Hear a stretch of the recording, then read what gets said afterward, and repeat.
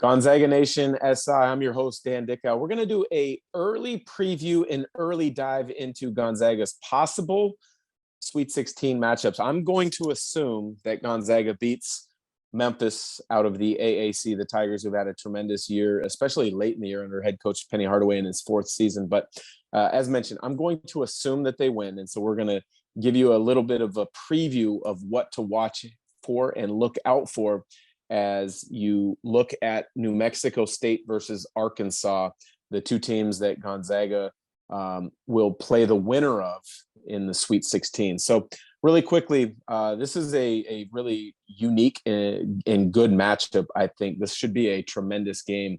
New Mexico State out of the WAC, coached by Chris Jans. They're a really good basketball team. They beat a UConn team out of the Big East pretty handily, 70-63. I mean, they were in control of that game throughout.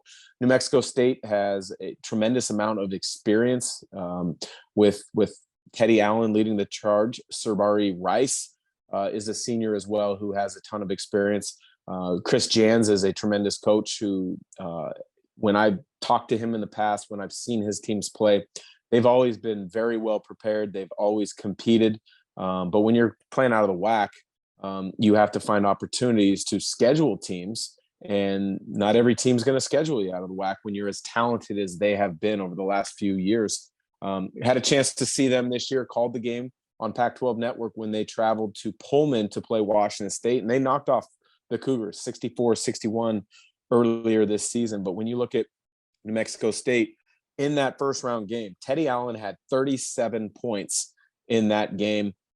He was the best player on that floor. He was dominant. The name Allen may be familiar. Timmy Allen, his brother, played at Utah in the Pac-12 for a number of years, is currently at Texas. And obviously Texas played Gonzaga in the McCarthy Athletic Center earlier this season. But they've also played another NCAA tournament team this year in Davidson and beat them pretty handily, 75-64. So even though they're out of the WAC, they are able and willing to play NCAA tournament level teams and beat them, which was evidenced by obviously winning the first round, having played a couple good teams early in the non-conference schedule this season. But Teddy Allen leads them in scoring and rebounding, about 18.5 points a game, nearly 7 rebounds a game. Sirbari Rice is a 6'4" senior guard. He's got great length, quickness, anticipation. He's kind of that blended do-it-all guy. He averages 12 points, nearly 5 rebounds, a little over 3 assists per game. Chris Jans relies on him to do quite a bit, but they're a good team out of the WAC, but they're going to face a very good team out of the SEC in Arkansas. Arkansas beat Vermont in Buffalo in the first round. When you look at this team coached by Eric Musselman, they were undefeated at home this season at Bud Walton Arena in Fayetteville, Arkansas.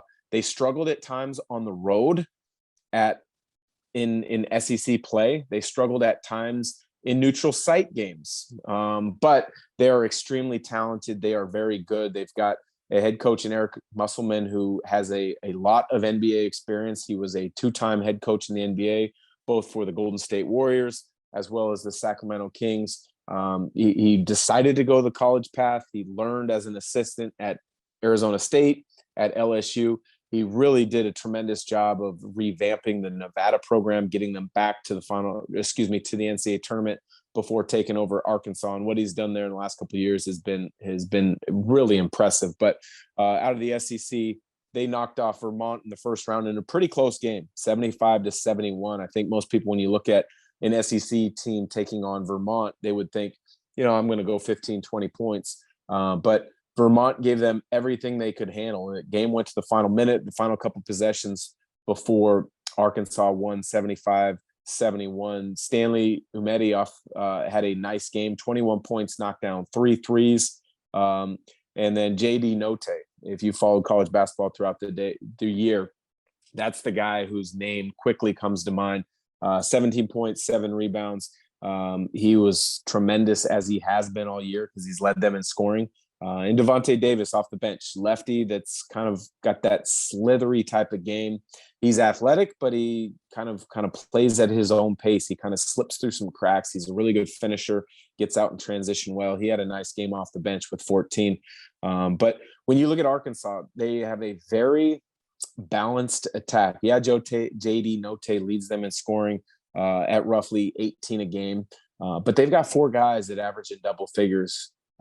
Eric Musselman has always done a really good job of controlling and dictating who on his team gets the sets run for them, who on his team comes off of sets into scoring opportunities. He did it at Nevada when he had the Martin brothers and Jordan Caroline on the interior. He's doing it again at Arkansas.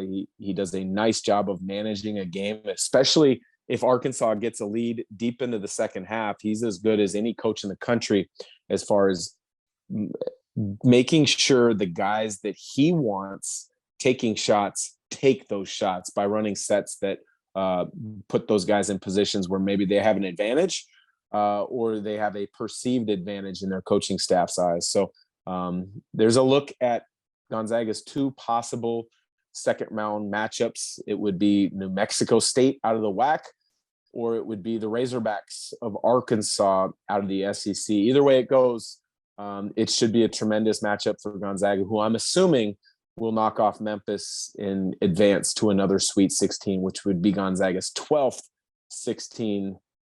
Sweet 16. So for Gonzaga Nation SI, appreciate you checking us out. Link up with us on all of the social media channels, whether it be Facebook, Twitter, Instagram, TikTok. Check us out, like, follow, subscribe, and continue to follow us with all of our great content here in the NCAA tournament.